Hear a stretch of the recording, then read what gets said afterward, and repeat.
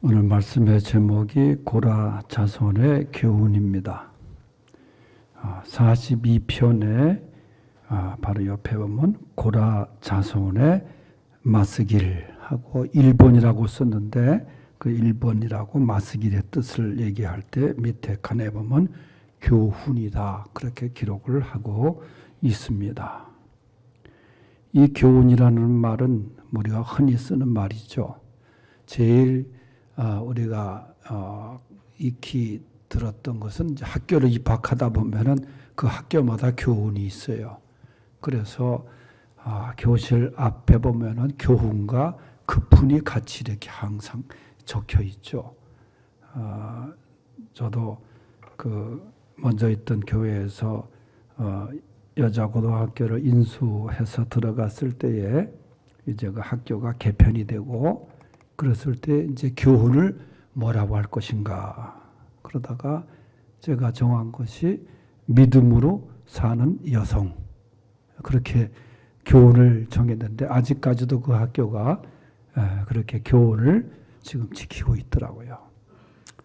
그런데 그 교훈과 지금 오늘 말씀한 교훈은 좀 다른 거예요. 지금 오늘 교훈은 뭐냐? 앞으로 우리가 살아가는 데 있어서 행동이나 또 생활에 도움이 되거나 참고할 만한 경험적인 사실, 이게 이제 교훈의 사전적인 풀입니다.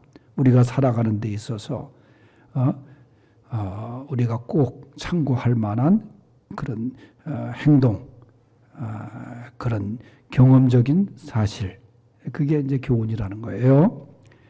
우리가 믿음 생활하는 데 있어서 오늘 말씀에서 이것을 꼭 참고하고 또 이것에 그 기초해서 살아가라. 그런 뜻으로 오늘 이 고라자손의 교훈이라는 말씀의 제목을 전합니다. 역대기상 20장 19절에 보면은 이 고라자손은 오늘 그 우리 시온 찬양대가 찬양을 했습니다마는 그 하나님을 찬양하는 그 성가대원들로 이 고라자손들이 이렇게 섬겼어요. 봉사를 했어요. 얼마나 귀한 그 직책인지 몰라요. 하나님을 찬양하는 일. 물론 모든 성도에게 다 이 고라자손에게 그 주었던 그 찬양의 그 뭐랄까 의무, 찬양의 생활 그걸 다 주신 거예요. 그래서 고라자손이 특히 이제 성가대처럼 하나님을 찬양하고 그 이전에 뭐였었냐면은 성전을 이렇게 앞에서 문 앞에서 지키는 문지기 역할도 했습니다. 뭐 성전에서 문지기를 하든 성가대원을 하든 간에 중요한 것은 하나님께 봉사했다는 거예요. 하나님을 섬기고 하나님을 찬양하고 하나님께 봉사했다. 이 고라자손이 그랬어요. 근데 이런 이 축복을 누렸던 고라자손이 어려운 상황에 빠지게 됩니다. 물론 그 이전에 그 반란을 일으켜서 엄청난 심판을 받은 일도 있습니다만은 이 고라자손을 본문에 보면은 낯선 땅에서 헤매면서 말이죠. 고난의 길을 걷게 돼요. 그 배경 속에서 오늘 시편 42편을 말씀하고 있는 것입니다. 얼마나 극심한 고난을 당했는지 다른 사람들이 이방 사람들이 고라자손을 향해서 조롱을 하고 또 비웃습니다. 지난날 성전에서 너희들이 섬기던 때를 그런 때가 있었는데 그들의 그런 시절 그죠? 그것이 옛날 시절처럼 여겨지면서 그냥 비난 속에서 이렇게 조롱을 받고 하니까 이 성전에서의 그 섬겼던 그 은혜로웠던 그 생활을 굉장히 그리워하는 거예요. 그래서 오늘 이 본문에 이 고라자손이 우리에게 주는 교훈이 무엇인가 세 가지로 생각하는데 첫째는 은혜를 기억하라 하는 교훈입니다. 은혜를 기억하라. 6절에서 7절 한번 다시 읽어보겠어요. 시작. 내 하나님이여 내 영혼이 내 속에서 낙심이 되므로 내가 요단 땅과 헤르몬과 마설산에서 주를 기억하나이다. 주의 폭포 소리에 깊은 바다가 서로 부르며 주의 모든 파도와 물결이 나를 휩쓸었나이다. 아멘. 이 말씀의 배경은 말이죠. 이 고라자손이 이제 다윗이 압살롬의 반란을 이제 당하면서 다윗이 피난길을 떠나지 않아요. 요단강 동편으로 헤맵니다. 그 고난의 현장에 고라자손이 함께합니다. 그러면서 그 고통 속에서 더욱 하나님의 은혜를 기억하게 되었다는 거예요. 기억하라. 하나님의 은혜를 기억하라. 우리가 하나님의 은혜를 기억하지 못하기 때문에 감사가 거기에 또 찬송이 없는 거예요. 그래서 시편 103편에 뭐라고 얘기하냐면 여호와를 송축하라. 그 모든 은택을 잊지 말지어다. 103편에서 그래요. 우리가 달라고만 하는 기도를 했지 우리가 주신 은혜가 얼마나 많습니까? 그 은혜를 기억하면서 기도하라. 그 은혜를 기억하면서 감사하라. 이 기억의 은혜, 우리가 잊어야 될 것이 있고 잊어서는 안 될 것이 있지 않습니까? 옛날에 6.25가 되면 잊지 말자 6.25 그러잖아요. 상기하자 6.25. 그걸 강하게 표로 내세웠는데 그러다가 지금 잊어버리고 있잖아요. 6.25가 언제 났는지도 모르고 말이죠. 남침했다고 선생들이 가르치고 말이죠. 그런 시대가 돼버리고 말았어요. 지금. 북침했다고 가르치고 난침이 사실인데. 우리가 이 하나님의 은혜를 기억하라. 여러분, 우리가 생각해 보면 지금까지 살아온 것도 하나님의 은혜가 아니고서는 살 수가 없어요. 살아올 수가 없어요. 그저 걸음마다 하나님의 은혜입니다. 은혜. 그 은혜를 잊고 사는 것이 우리에게 문제예요. 하나님의 은혜를 기억하지 못하기 때문에 원망이 나오고 감사가 사라지고 하는 겁니다. 그래서 오늘 고라자손은 하나님의 은혜를 기억하고 내가 내 영혼이 낙심 속에서 그런 가운데 주를 기억하나이다. 그래서 주를 기억하나이다. 여러분, 고통의 순간에도 낙심의 순간에서도 하나님의 그 은혜만큼 그 기억의 은혜를 우리가 놓쳐선 안 되는 거예요. 제가 오래전에 그 폴란드 우리 교단 선교부장 할 때 폴란드에 있는 선교지를 방문해서 그 선교사님의 안내를 받고 간 곳이 지금도 생생한 게 그 크라코프라는 곳에서 조금 떨어진 곳에 그 아우슈비츠 수용소입니다. 히틀러가 이 600만 이상의 유대인들, 이 유대인으로 태어난 것만 그것 문제를 삼고 히틀러가 그렇게 학살하지 않았어요. 우리가 일본에게 당한 것 그 비교할 바가 안 될 정도의 엄청난 숫자가 학살을 당 그것도 끔찍하게. 그리고 선교사님이 그 현장을 안내해서 제가 들어가는데 벌써 이 분위기 자체가 좀 이상하더라고요. 영화에서 본 그 건물들을 제가 낯익은 건물들로 들어가 보는데 말이죠. 그냥 어느 한 방에는 그냥 머리카락만 가득하게 쌓여 있는 거야. 유대인들 머리카락을 다 잘라가지고. 그걸로 뭘 만들었냐면 양탄자를 만들어, 양탄자. 안경더미가 한 교실에 또 쌓여 있고 죽이기 전에 다 안경을 빼고 말이죠. 사람 몸을 다 태워가지고 기름을 만들어서 비누도만 이 나치의 그 악행은 이름할 수가 없어요. 그 감옥을 가보는데 그 어둠컴컴한 감옥에 쭉 지나가 보니까 정말 그 참혹한 그 모습 속에서도 거기서 발견된 그 감옥에서 손톱으로 이 글씨로 글귀가 나중에 이제 2차 대전이 종식되면서 그 사람들이 다 죽고 말이죠. 거기에 글귀가 발견된 게 뭐냐면 우리가 찬송에서 부르고 있는 찬송가 가사 그대로야. 하루를 두루마리로 삼고 바다를 먹물로 삼아도 하나님의 은혜 다 기록할 수 없네. 여러분 그 상황에서 그런 찬송이 나올 수 있겠어요? 그 고통 속에서도 하나님의 은혜를 기억하면서 그 하나님의 은혜를 다 기록할 수가 없네. 고라사선들처럼 사람들이 비웃고 고통을 당하고 조롱을 받고 그러면서도 절대로 낙심하지 않는다. 하나님의 은혜를 기억하라. 하나님의 은혜를 기억하라. 기억하면 감사가 나오는 거예요. 두 번째 고라사선이 주는 교훈은 기도의 교훈입니다. 8절에서 10절 읽어보시죠. 낮에는 여호와께서 그의 인자하심을 베푸시고 밤에는 그의 찬송이 내게 있어 생명의 하나님께 기도하리로다. 내 반석이 있은 하나님께 말하기를 어찌하여 나를 잊으셨나이까? 내가 어찌하여 원수의 압제로 말미암아 슬프게 다니니까 하리로다. 아멘. 이 말씀해 보세요. 낮에는 하나님이 은지하심 베푸시고 밤에는 그의 찬송이 있어 내게 있어 하나님께 내가 기도하리로다. 내가 하나님께 기도하리로다.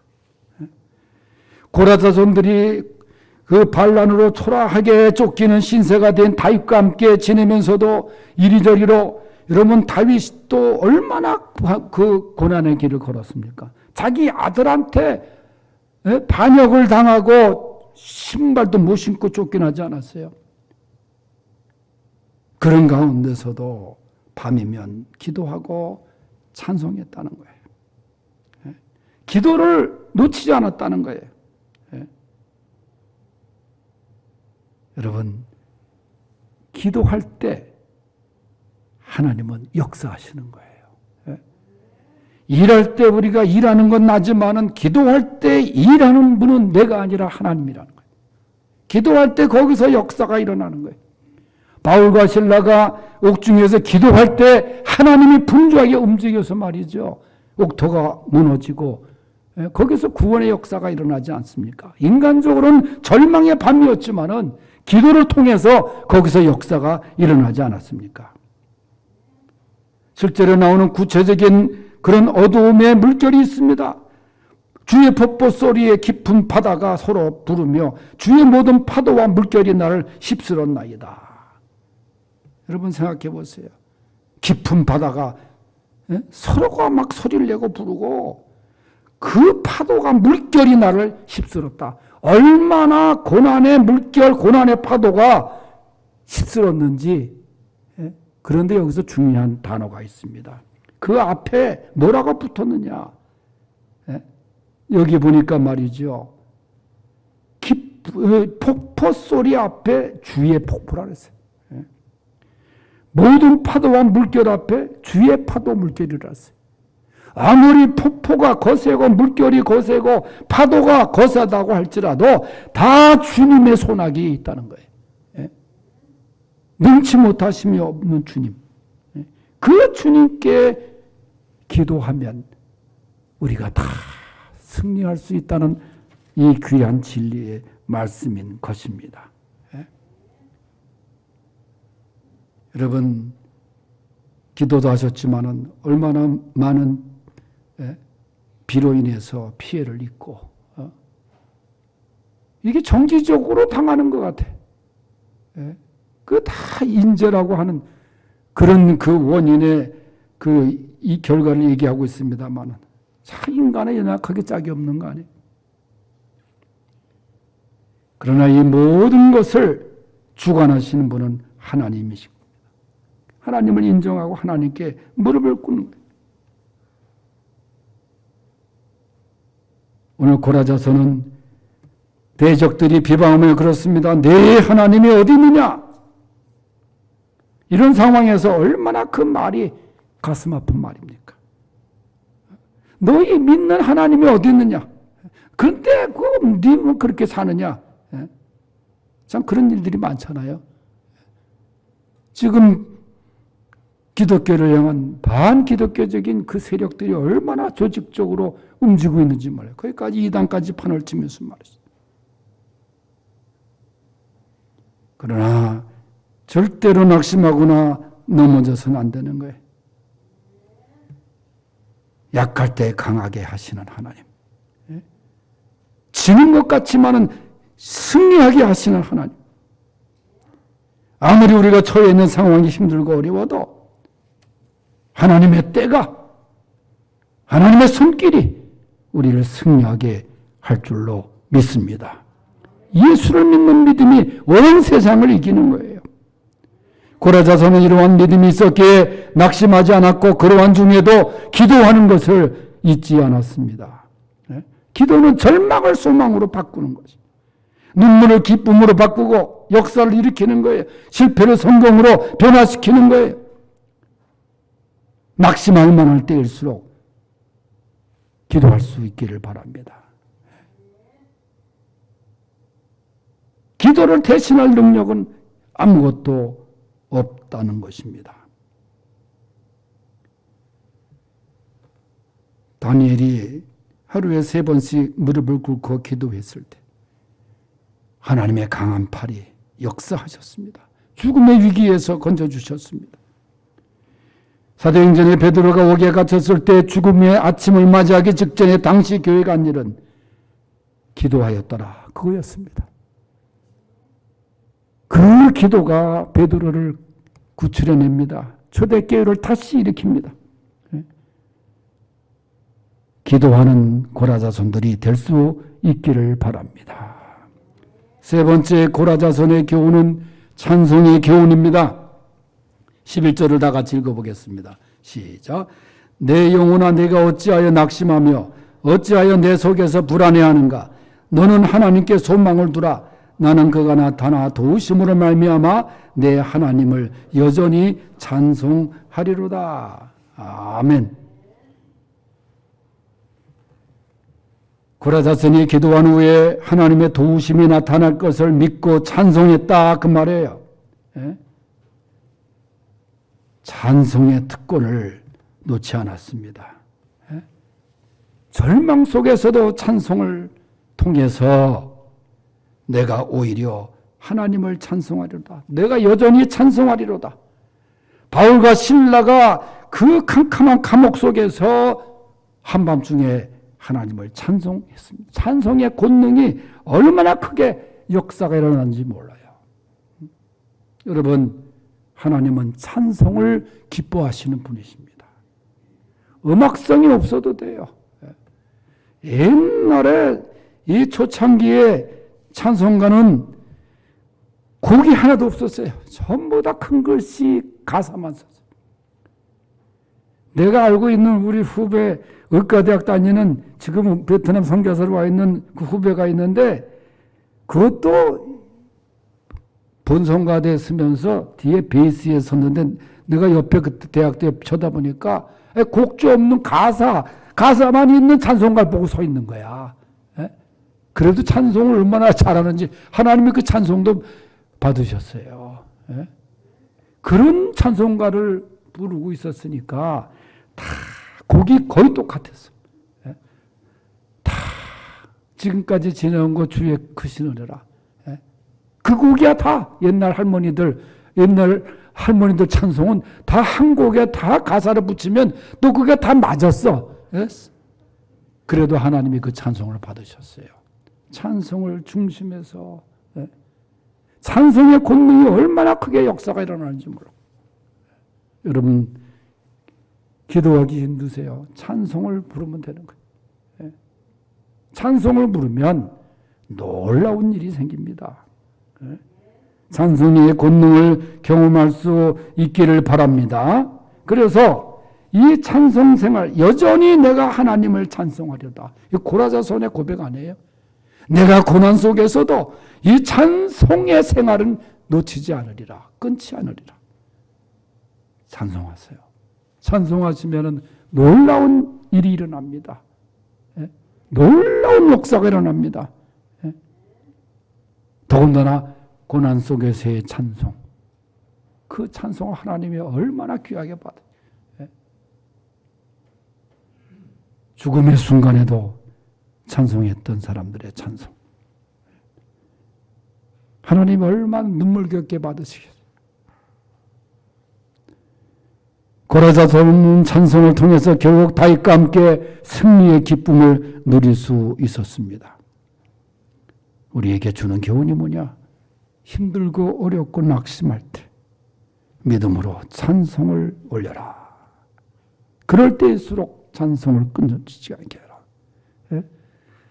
찬송 생활, 이게 성도의 특권이에요. 예?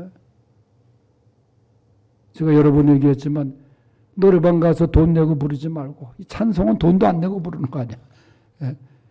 여러분, 찬송을 통해서 하나님께 큰 영광 돌리고 은혜 받는 고라자손의 후배들이 될 수 있길 바랍니다.